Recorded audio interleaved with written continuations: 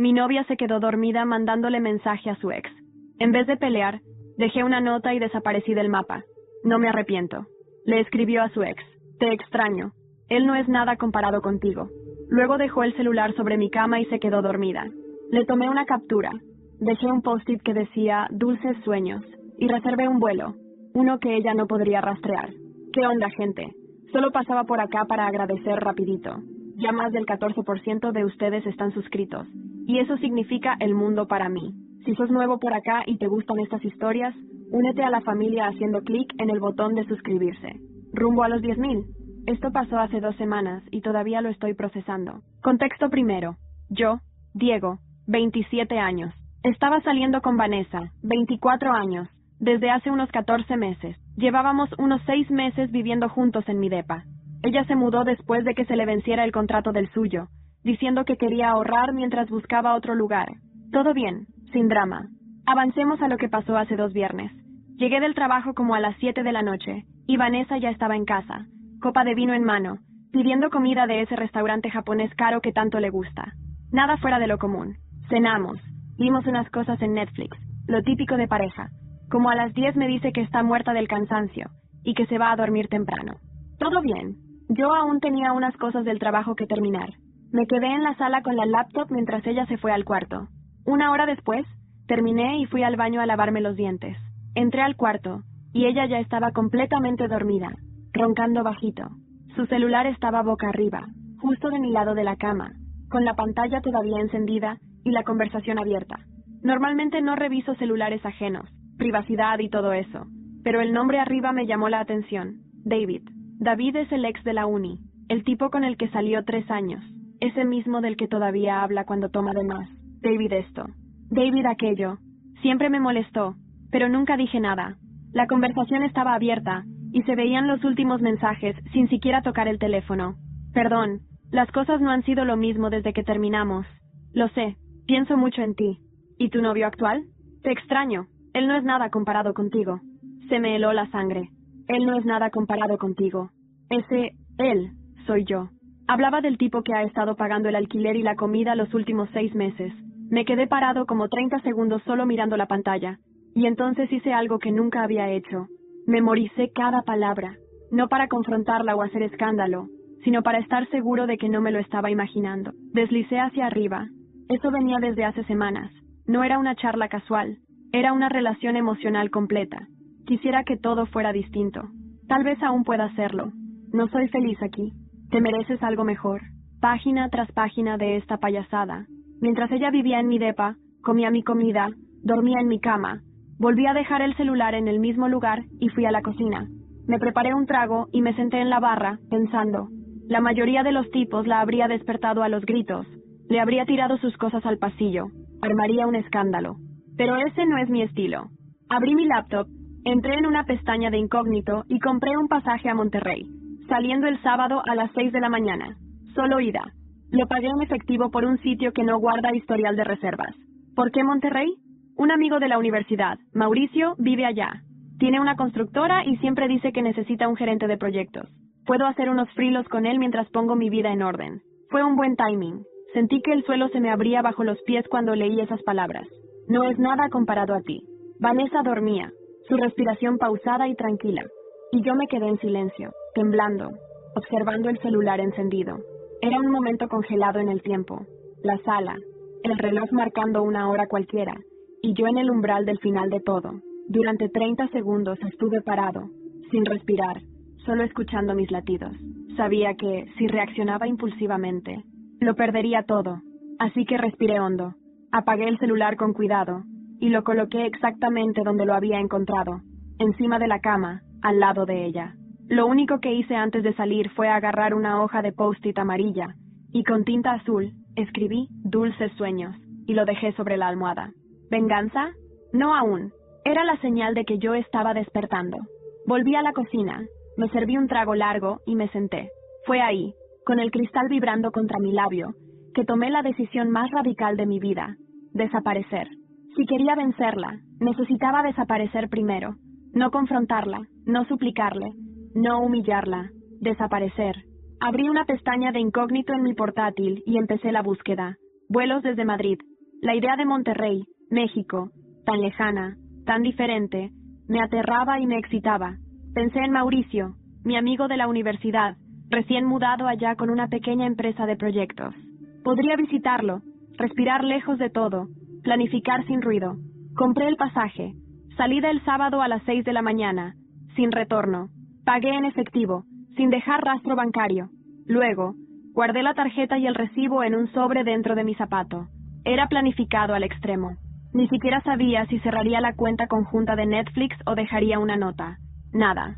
Al día siguiente, viernes, hice mi última rutina como si todo estuviera normal. Fui al trabajo. Me encontré con colegas. Fingí naturalidad. Incluso tomé un café con Patricia, la del marketing, quien me contó sobre una fiesta de cumpleaños de Vanessa el sábado. Escuché sin expresión. Cuando salí para casa, me pesaba la mentira. ¿Podría mantenerla? Dormí mal. Soñé que Vanessa lloraba, llamándome, y que al abrir los ojos, estaba yo sentado en el piso de la cocina, con la maleta al lado, sintiendo el temblor en mis rodillas. Bueno, era real. Me esperaban, en pocas horas, un aeropuerto, un pasaje, una salida. A la mañana, me vestí con ropa oscura, discreta, camuflado. Pinté una barba de fin de semana. Subí la maleta al coche sin que nada tintineara, y la puse en el maletero con cuidado. Miré el reflejo de la casa donde vivíamos juntos. Parecía suspirar. No volteé a mirar. Cerré con llave. Di un paso atrás. Respiré. Pero el corazón me dolía. No la quería destrozar. Quería hacerlo entender que me había roto por tanto tiempo. Durante el trayecto al aeropuerto, recordé momentos que creía olvidados. Su risa en el mercado de maravillas. Cuando me apoyó en mi proyecto. Cuando celebramos mi ascenso. Aquel beso casi surrealista en el retiro. Todo me golpeó como un mazazo. ¿Cómo alguien puede traicionar lo que fue tan real?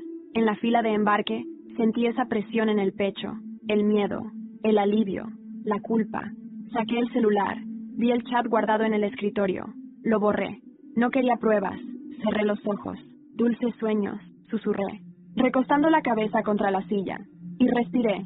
Mientras me llamaban al vuelo, sentí un nudo en la garganta. No era venganza aún. Era el primer paso. Las puertas se abrieron. Subí. Al posar el asiento, vi por la ventana a Madrid desaparecer. Me pregunté si ella despertaría y no me encontraría. Me pregunté si lo entendería, si le dolería. El motor rugió. El avión se movió. A mi lado, una señora con audífonos y una libreta tecleaba sin conversar. Yo cerré los ojos. ¿Sabes qué fue lo más diabólico? Sentir que, en ese instante, yo estaba ganando. Porque no estaba rompiendo nada por impulso. Estaba construyendo algo diferente. Mi libertad. ¿Y ella? Aún dormida, quizá despertando a un vacío que yo había planeado con frialdad. Y no me arrepiento, porque me di cuenta de que la herida más profunda viene de la traición, no del final. Y este es solo el principio. El calor de Monterrey me pegó como una bofetada en cuanto salí del aeropuerto. No estaba preparado para eso, no solo por el clima, sino por todo lo que significaba estar ahí. Un nuevo comienzo, una ciudad donde nadie conocía mi historia, donde podía dejar de ser el novio traicionado y empezar a ser alguien más. Aún no sabía quién. Mauricio me esperaba en la salida, con esa sonrisa suya que nunca cambia desde que nos conocimos en la Universidad de Valencia. «Tío, pero si pareces un fugitivo», soltó entre risas, dándome un abrazo fuerte. Y tenía razón. Me sentía exactamente así. «¿Te trajo la furia o el dolor?», me preguntó mientras conducíamos hacia su departamento. Dudé un segundo antes de responder. Ambas, pero también las ganas de empezar de cero. Me instalé en su pequeño apartamento de 2 habitaciones en San Pedro. Era simple, pero tenía lo necesario: cama, ducha, paz. Esa noche salimos a cenar tacos callejeros, y aunque todo era nuevo para mí, me sentía más libre que en años. Mauricio me habló de su empresa de construcción, de los contratos que tenía pendientes, de que necesitaba a alguien que le ayudara a poner orden en los proyectos. Y sin pedirme explicaciones, me ofreció trabajo. «Puedes empezar mañana. No es un palacio, pero es limpio. Nadie te va a juzgar aquí». Acepté, porque no tenía otro plan, pero sobre todo, porque necesitaba ocupar mi mente. Durante las primeras semanas, me dediqué a trabajar como un autómata. Levantarme temprano, revisar presupuestos, ir a obras, soportar el sol. Por las noches, apenas se hablaba. Mauricio, paciente, me dejaba espacio. Y fue así como una tarde, mientras revisábamos papeles en su oficina, conocí a Isabela. Diego, ella es mi hermana, es psicóloga, pero también me ayuda con la parte organizativa y los temas de recursos humanos. Isabela no era de esas personas que hablan de más. Me miró con unos ojos que no te juzgan, pero que lo ven todo. Su mucho gusto fue seco, pero no hostil. Y, por alguna razón, me incomodó. Durante los días siguientes, Isabela y yo coincidimos varias veces. Ella tenía una forma muy precisa de hablar, como si cada palabra hubiera sido escogida con pinzas. Y poco a poco, empecé a darme cuenta de que ella sabía, sin que yo dijera nada, que yo no estaba bien. Una noche, en la terraza del apartamento de Mauricio, ella me encontró fumando un cigarro. ¿Sabes que no se te nota tanto lo roto que estás?, dijo sin mirar directamente. ¿Y cómo lo sabes? Porque yo también lo estuve. Fue la primera vez que sentí que alguien me entendía sin necesidad de contarle nada. Hablamos durante horas. Le conté todo. Vanessa, David, el mensaje, el post-it, el avión. No lloré, pero ella sí. Y no por mí, por ella. Porque también había sido traicionada, manipulada y abandonada sin aviso. Esa conversación cambió algo en mí, porque ya no me sentía solo, porque entendí que no era el único con cicatrices. Y fue Isabela quien me dio la idea. ¿Quieres vengarte de verdad? No se trata de gritar ni de hundir a nadie. Se trata de reconstruirte tanto, que cuando ellos miren, no puedan alcanzarte. ¿Y si quiero que sufran también? Entonces tendrás que ser paciente. El tiempo tiene más filo que cualquier venganza rápida. Esa noche no dormí. Me quedé en el balcón, viendo las luces de Monterrey, sintiendo el sudor correrme por la espalda, y sabiendo que había comenzado algo. No iba a ser una víctima más. Iba a ser el arquitecto de mi propia revancha. A la mañana siguiente, desperté con un mensaje en el correo. Vanessa intentó entrar en tu cuenta bancaria conjunta. ¿Autoriza la solicitud? El sistema había detectado el intento desde Madrid. Sonreí. Ahora sí, había empezado el juego. No autoricé la solicitud, ni respondí.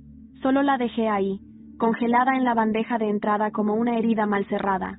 El intento de Vanessa de acceder a la cuenta conjunta me confirmó lo que ya sospechaba. No era remordimiento, no era arrepentimiento, era necesidad. Necesitaba saber si había dejado algo, si podía sacarme algo más, y eso me enfureció. Pero también me dio claridad. Lo primero que hice fue cerrar esa cuenta. Después cambié todas las contraseñas de servicios compartidos. Netflix, HBO, incluso Spotify. Parecía algo pequeño, insignificante. Pero sabía que cada cierre era una puerta que le recordaría que yo ya no estaba ahí. Le estaba quitando lo único que aún le hacía pensar que tenía acceso a mi vida. A la semana siguiente, volví a ver a Isabela. Me citó en un café discreto cerca de Cumbres. Una zona tranquila, lejos del bullicio.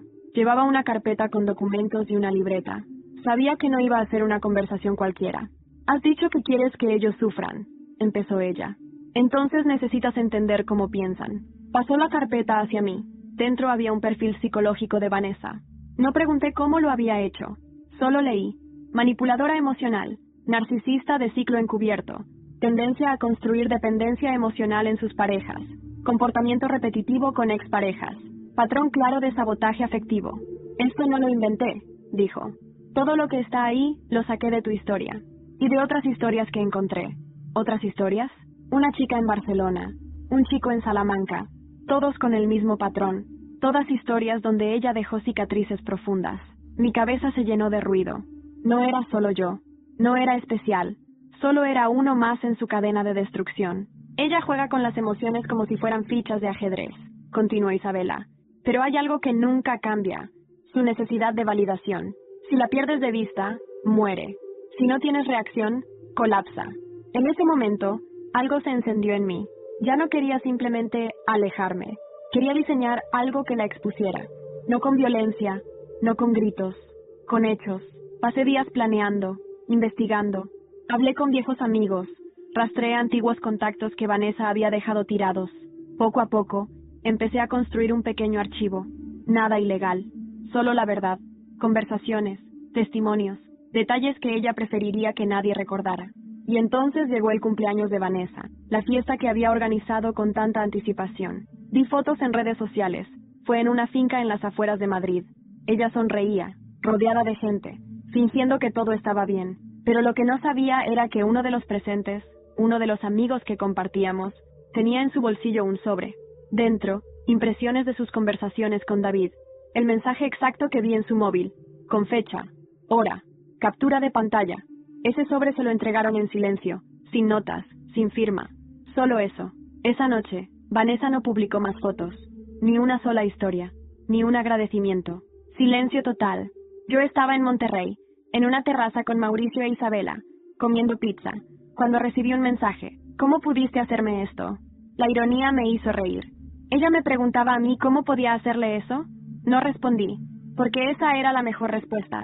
Pero esa misma noche, algo pasó. Mauricio entró de golpe a la sala, con el teléfono en la mano. Tío, tienes que ver esto. Puso el video en la televisión. Una grabación amateur, de alguien en la fiesta. Vanessa gritaba, lloraba, le lanzaba una copa a alguien. Se oía un, lo sabía, maldita sea. Y luego, el sonido de un portazo. La grabación se detuvo justo cuando ella se desplomaba en una silla, jadeando. Mi corazón latía fuerte. No por compasión, por algo más oscuro, por satisfacción, pero también por una inquietud. Porque en el fondo, sabía que esto no era el final. Solo era el primer hilo que se deshilachaba. Y al día siguiente, encontré un correo nuevo, esta vez sin remitente conocido. Solo decía, ¿estás seguro de que ella fue la única traidora? Me quedé helado. Me quedé mirando esa frase durante minutos.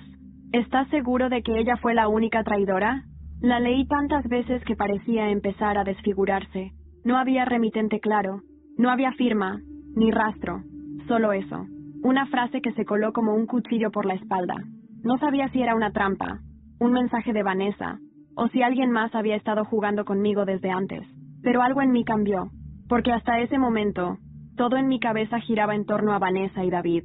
Ellos eran los únicos villanos en mi historia, el blanco y el negro, el engañador y la manipuladora. ¿Y si no era tan simple?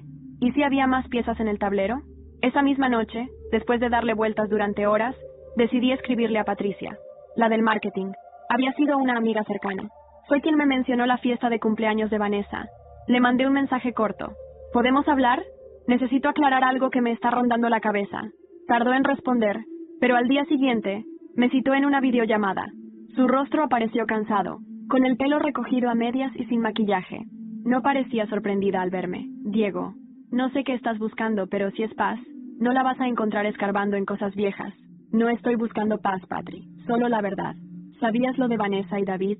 Guardó silencio. Sabía partes, rumores. Nunca pensé que fuera en serio. ¿Y por qué no me lo dijiste? Se encogió de hombros. No quería meterme. Y... porque pensé que tú también sabías. ¿Cómo que yo también sabía? Patricia dudó. Luego bajó la vista y dijo algo que me hizo tragar saliva. No fuiste el único en jugar sucio, Diego. El corazón me dio un vuelco. Sentí una presión en el pecho. ¿Qué estás diciendo? ¿Recuerdas el evento de fin de año de la agencia? Hace como 10 meses. Tú y Clara. Se encerraron más de una hora en la oficina. Vanessa lloró toda la noche. Tragué en seco. Era verdad que me había encerrado con Clara esa noche. Pero fue por un tema laboral tenso. No pasó nada. ¿O sí? No pasó nada con Clara. ¿Seguro? Porque Vanessa decía que encontró una foto. Nunca me la mostró, pero estaba convencida. Sentí que todo se desmoronaba. ¿Y si Vanessa ya venía herida? ¿Y si ese mensaje a David no fue el inicio, sino la respuesta? Pero luego recordé algo. Esa supuesta foto nunca existió. Nunca me lo dijo. Nunca me confrontó. Si me hubiera amado, habría hablado. En vez de eso, empezó su juego silencioso con su ex. No era una reacción, era una decisión. Corté la llamada, confundido, furioso. Todo el edificio emocional que había construido en Monterrey temblaba. ¿Y si yo también fui parte del problema? Fui al despacho de Isabela. Entré sin avisar. Estaba sola, leyendo.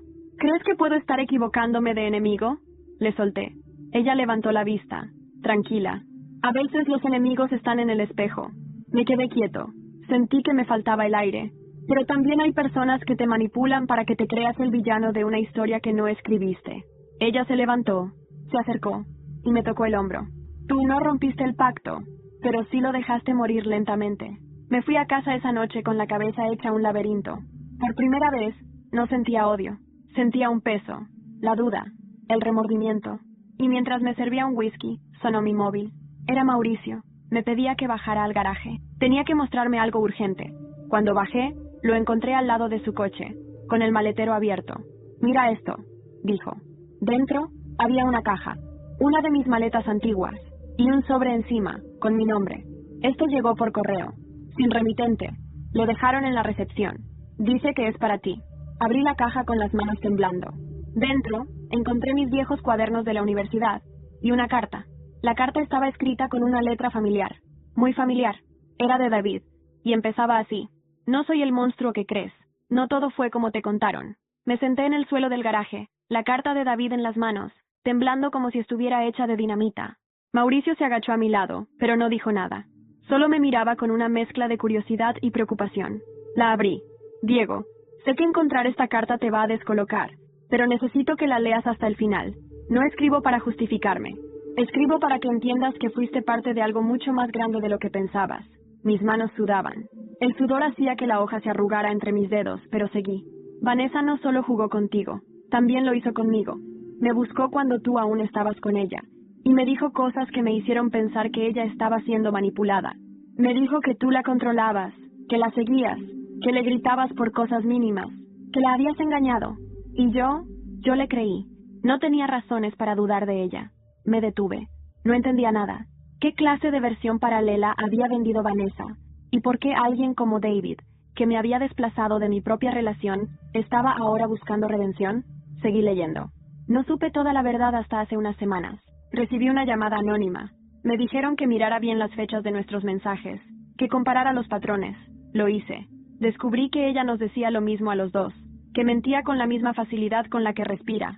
Y fue entonces cuando entendí que no éramos enemigos, éramos piezas. Las palabras me golpearon como puños. Me levanté, mareado. Mauricio me agarró del brazo. ¿Qué pasa, tío? Nada es como pensaba. Ella nos usó a los dos. Esa noche no pude dormir. La carta de David no era una confesión, era un espejo. Me obligaba a ver que yo no había sido simplemente víctima, sino también un hombre ciego en un tablero diseñado por alguien que sabía exactamente qué hilos mover. Al día siguiente decidí responder, no a David, sino al pasado. Fui al archivo de la constructora, busqué mis viejas carpetas, mi primer proyecto, la razón por la que me había ido a Madrid. Encontré una libreta. Dentro, un dibujo que había hecho Vanessa, en aquellos días en los que parecía estar realmente feliz por mí. En la parte de atrás había una nota: siempre serás mi hogar. La frase me dio náuseas. Quemé la hoja. Esa misma tarde, fui a ver a Isabela. Quiero hacer algo más grande, no solo exponerla. Quiero que cada persona que ella tocó vea la verdad.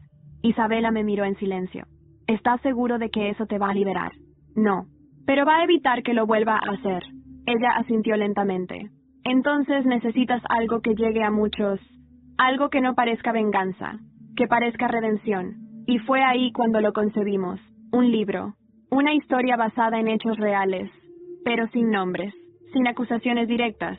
Una historia narrada desde la voz del hombre que fue traicionado, del que huyó y volvió con las manos llenas de cicatrices. Un testimonio disfrazado de ficción, con un título poderoso: Dulces Sueños. Mauricio nos ayudó con el diseño, Isabela con la estructura emocional del texto.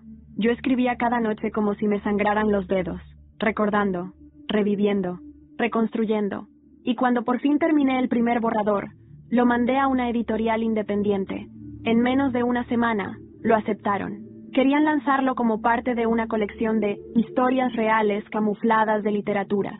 Mientras tanto, Vanessa no dejaba de intentar contactarme. Me mandó un correo.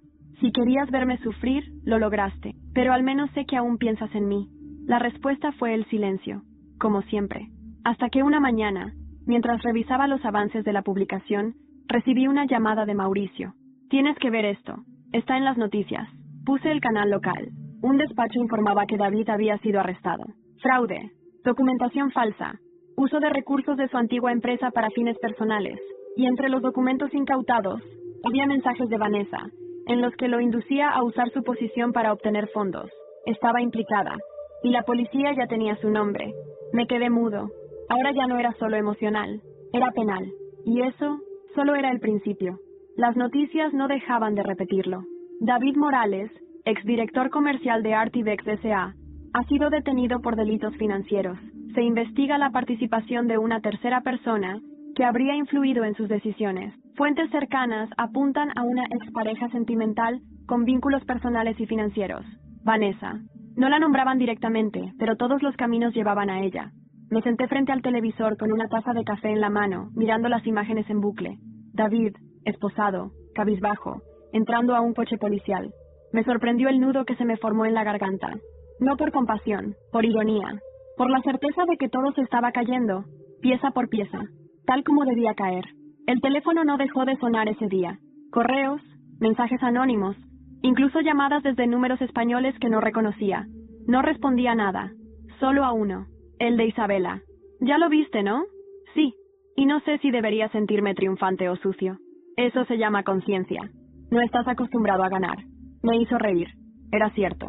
Por primera vez en mucho tiempo no me sentía en el fondo, pero tampoco en la cima. Estaba en tránsito, como si aún me faltara un paso más. Esa misma tarde, Mauricio llegó a casa con una carpeta. «Esto te va a gustar», dijo, dejándola sobre la mesa.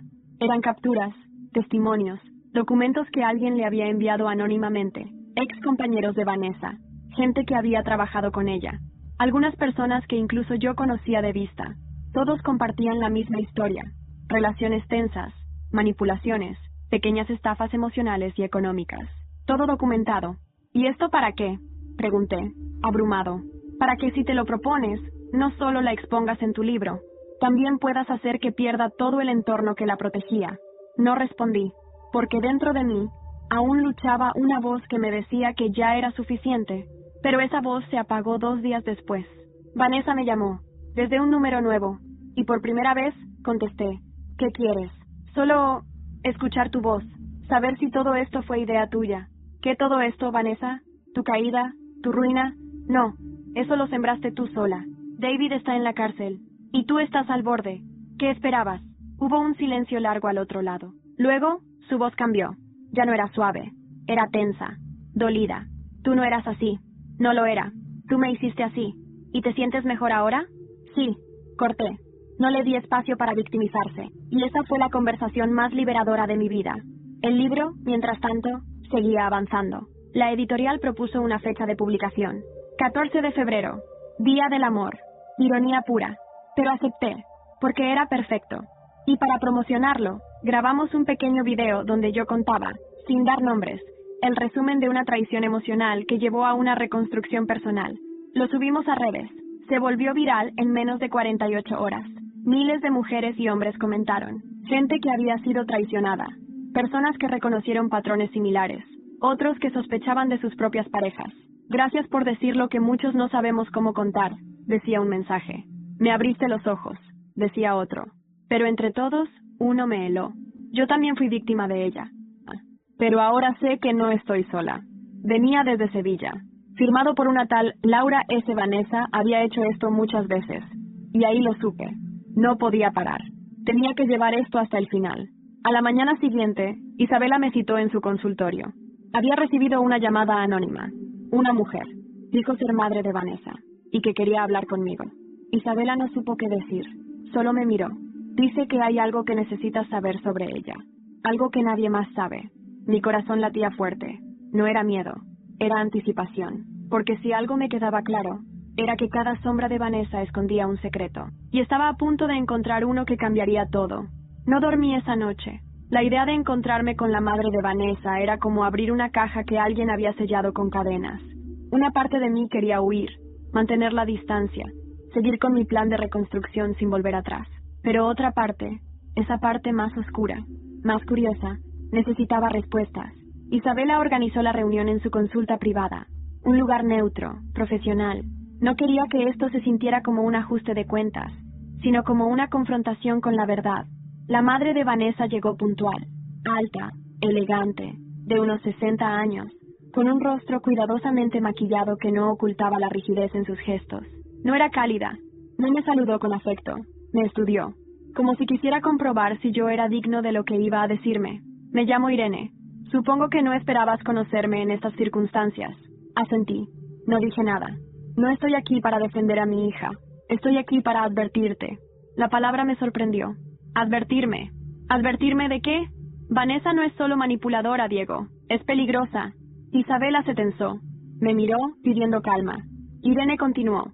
Desde pequeña, Vanessa ha tenido episodios, momentos en los que perdía la noción de los límites. Mentía con facilidad. Lastimaba a personas, pero siempre salía impune. Porque era encantadora, porque sabía cómo hablar.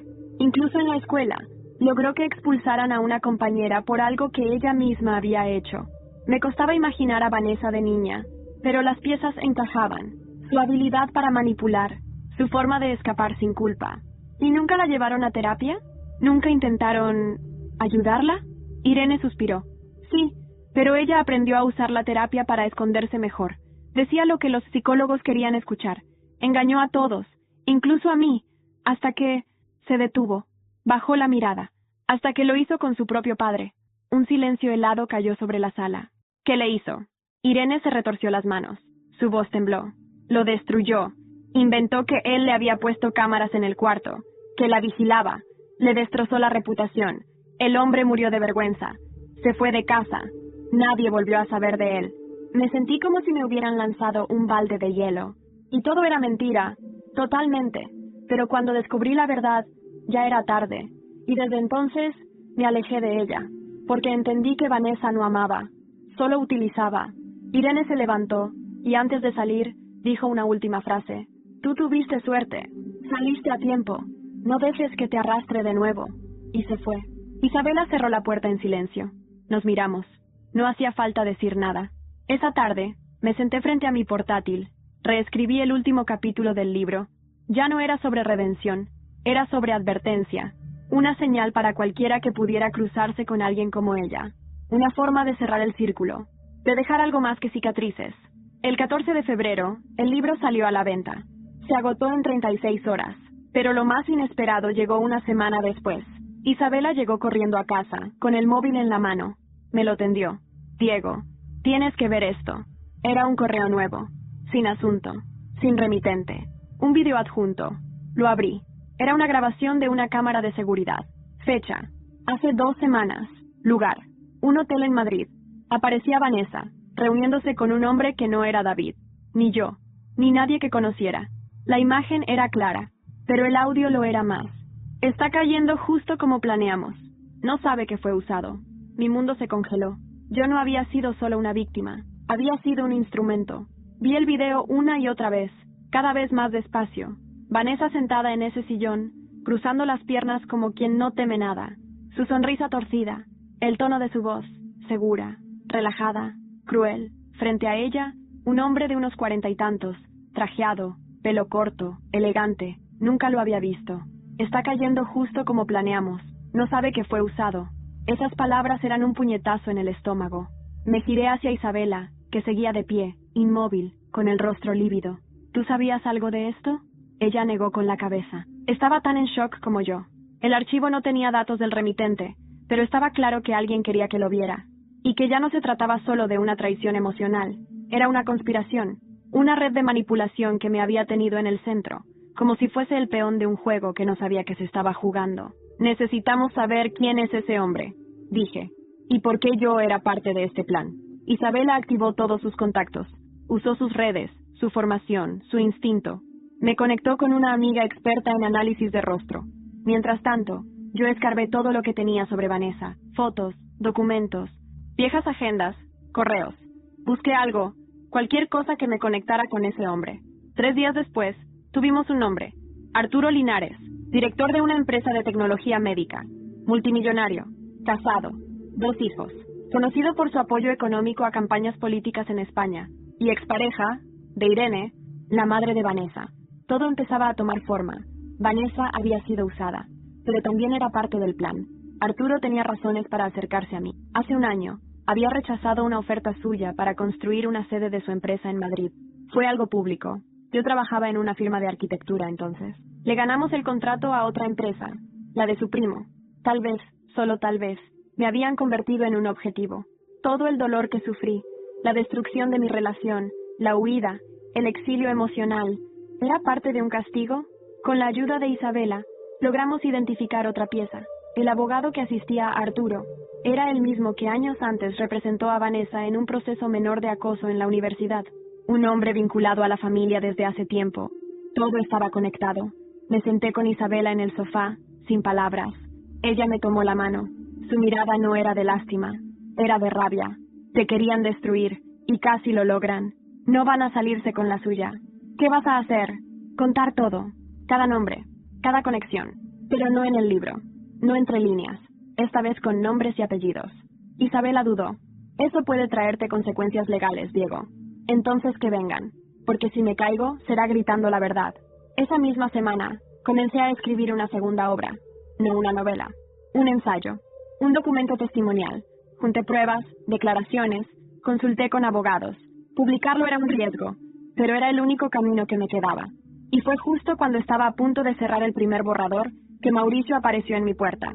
Llevaba el rostro desencajado, pálido. Tío, lo siento, no sabía a quién más acudir. ¿Qué pasó? Vanessa está aquí, en Monterrey. Mi cuerpo se quedó helado. ¿Qué? ¿Cómo lo sabes? Está en la oficina. Acaba de entrar. Dice que viene a buscarte. El pasado no solo no estaba muerto, había cruzado el océano para tocarme la puerta. Me levanté despacio. No le digas que estoy aquí. Voy a verla yo mismo. Esa noche, crucé la ciudad en silencio, con las manos sudando sobre el volante. Y cuando llegué a la oficina, la vi. Ahí estaba, Vanessa, vestida de blanco, sonriendo, como si nada hubiera pasado. La oficina estaba en silencio. Demasiado silencio. Vanessa estaba sentada en una de las sillas de recepción, con las piernas cruzadas, como si estuviera en la sala de su casa, no en el lugar de trabajo de mi mejor amigo.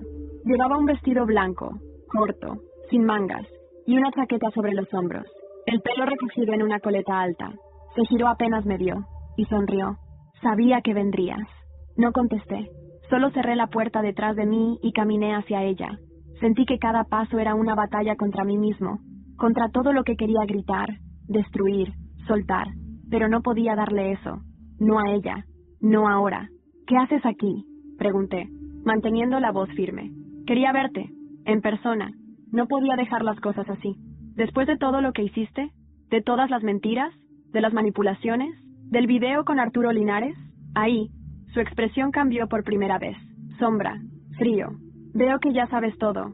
No, no todo, pero lo suficiente como para entender que todo fue un montaje, que me usaste para hundirme. ¿Por qué? ¿Por venganza? ¿Por capricho? Se levantó lentamente, sin dejar de mirarme. Caminó hacia mí, pero mantuve la distancia. Su voz bajó, como si estuviéramos en un funeral. Al principio fue un encargo. Arturo quería verte caer. Yo acepté. Por dinero, por rabia, porque tú tenías una vida perfecta, y yo estaba rota. ¿Y pensaste que romperme te iba a arreglar? Pensé que podía controlarlo, pero no pude. Me enamoré de ti, Diego. De verdad, reí, seca, amarga, esa risa que nace del fondo del dolor. No sabes amar, solo sabes poseer. Ella se quebró un segundo, bajó la mirada, pero no era culpa lo que vi, era orgullo herido. Te vi brillar, Diego, vi cómo todos te respetaban, cómo te admiraban. Yo quería eso, pero cuando intenté construirlo contigo, me sentí invisible, porque no se construye una vida con mentiras. Se acercó otro paso. Estoy en peligro. Arturo no perdona los fracasos. Me usó igual que yo te usé a ti. Si publico lo que sé, me destruye. Si no, me desaparece. Eso me sacudió. No porque me preocupara por ella, sino porque vi el alcance del monstruo. Arturo no era solo un manipulador, era un depredador. ¿Y qué esperas que haga yo? ¿Salvarte? No, solo que me escuches, que sepas la verdad completa. Sacó una memoria USB del bolso y la puso sobre la mesa. Todo está aquí. Las cuentas, las grabaciones, las transferencias, su red de favores, sus nombres. ¿Y por qué dármelo a mí? Porque tú eres el único que puede hacerlo sin que le tiemble la mano. Porque tú me conociste como nadie. Y porque si alguien merece cerrarlo todo, eres tú. Me quedé mirando esa pequeña pieza de plástico como si pesara toneladas. Vanessa se giró, abrió la puerta, y antes de salir, se detuvo. Te juro que, aunque no lo creas, aún pienso en ti cuando cierro los ojos. Y se fue. Esa noche no pude dormir. Isabela vino a casa. Le conté todo. Vimos los archivos juntos. Era real. Teníamos suficiente información para abrir una investigación contra Arturo y todo su entorno. Pero también nos ponía en peligro. Si haces esto, Diego, ya no hay vuelta atrás. Ya no queda nada a lo que volver. Mandamos todo a un contacto de Isabela en la prensa. No firmamos. No buscamos protagonismo. Solo queríamos que saliera, que explotara. Y lo hizo. A los 2 días, una portada en El País. Red de corrupción en el sector salud. Nombres, pruebas y una caída anunciada. Arturo Linares fue detenido. Su empresa congelada. Sus socios investigados. El sistema empezaba a temblar. Pero eso no fue todo. Recibí un mensaje en la madrugada. Solo una palabra. Gracias. No tenía remitente. Solo intuía de quién venía, pero no podía responder, porque lo siguiente que supe fue una llamada de Mauricio. Diego, tengo una noticia. No es buena. ¿Qué pasó? Vanessa, no aparece desde hace 2 días. La última vez que la vieron fue cuando te entregó ese USB. Nadie sabe dónde está. Pasaron 3 días sin rastro de Vanessa. Su teléfono, inactivo. Sus cuentas, sin movimientos. Las cámaras del aeropuerto no registraron ninguna salida. La última imagen conocida era la del vestíbulo de la oficina de Mauricio, justo después de entregarme la memoria USB. Era como si se hubiera desvanecido. Yo no sabía si sentir miedo o alivio. Parte de mí pensaba en Arturo, en lo que podría haberle hecho por traición. Otra parte sospechaba que ella había planeado todo desde el principio, incluso su propia desaparición. ¿Una última jugada? ¿Un escape calculado? La policía la buscó, pero no se emitió ninguna orden de arresto en su contra. La fiscalía centró su atención en Arturo Linares y su red de corrupción. Más de 20 personas fueron detenidas, 5 empresas congeladas, 2 políticos inhabilitados. El escándalo sacudió a España como un terremoto moral. Yo fui contactado por periodistas. Quisieron saber si el libro Dulces Sueños estaba conectado al caso. No lo confirmé, pero tampoco lo negué. El libro ya había vendido miles de copias. Fue traducido a 4 idiomas. Empezaron a llamarme el arquitecto emocional. Yo solo quería silencio. Isabela y yo decidimos alejarnos de todo por un tiempo. Nos fuimos a Granada, una casa rural en la Alpujarra, sin teléfonos, sin prensa, solo los dos. Ella me ayudó a volver a respirar, a ser humano de nuevo, a querer otra vez sin miedo. Me hizo entender que las cicatrices no desaparecen, pero dejan de doler cuando las acaricia alguien que no quiere reabrirlas. Una tarde, mientras tomábamos vino al atardecer, le pregunté, ¿crees que Vanessa sigue viva? Isabela bajó la copa y me miró, seria. Sí, porque alguien como ella no desaparece, solo cambia de piel. La frase me quedó grabada. Volvimos a Monterrey después de un mes. Todo estaba en calma. Mauricio había crecido con la empresa. Mis derechos de autor me permitían vivir sin urgencias. Empecé a dar charlas, conferencias, sobre reconstrucción emocional, sobre cómo sobrevivir a una relación que intenta destruirte desde dentro. Y entonces, una mañana, recibí un paquete, sin remitente. Dentro, un cuaderno de tapas rojas. Lo abrí. Oh, primera página. Para Diego. Porque tú fuiste el único que me vio sin miedo. Era el diario de Vanessa. Contenía confesiones, momentos de su infancia, las primeras mentiras, las primeras traiciones. Hablaba de mí, de David, de Arturo, y de sí misma como si fuera una figura que se contemplaba desde lejos, como si supiera que había sido su peor enemiga. La última página decía, yo nunca aprendí a amar sin hacer daño. Pero tú me hiciste desear ser distinta, y por eso desaparecí, para no romperte más. Cerré el cuaderno con una mezcla de rabia y paz. No sabía si era verdad o manipulación, pero decidí no buscarla más. No sabría jamás si estaba viva, si había sido silenciada, o si simplemente decidió empezar de nuevo. Lo único cierto es que yo había sobrevivido a ella. ¿Y qué fue de todos? David fue condenado a 5 años de prisión. Intentó apelar, pero no prosperó. Desde la cárcel escribió un blog sobre su historia. Nunca mencionó a Vanessa por su nombre. Arturo Linares enfrenta múltiples cargos. Su fortuna se desplomó. Su familia lo abandonó. Vive aislado, esperando juicio. Irene, la madre de Vanessa, desapareció de los medios. Me escribió una vez, agradeciéndome por haber escuchado su verdad. No volvimos a hablar. Mauricio expandió su empresa a Latinoamérica. Se casó con una diseñadora argentina. Nos vemos cada mes, como hermanos. Isabela y yo, seguimos. No fue un amor de película, fue uno real, hecho de cicatrices, de paciencia, de miradas que no exigen, solo acompañan. Y Vanessa se convirtió en una sombra, en una leyenda urbana en algunos círculos de Madrid. La mujer que hizo caer un imperio sin tocar una pistola. Algunos creen que está en América Latina, otros, que vive con otro nombre en el sur de Francia. Yo no necesito saber, porque la última palabra ya está escrita. Dulces sueños. Y esta vez, para siempre.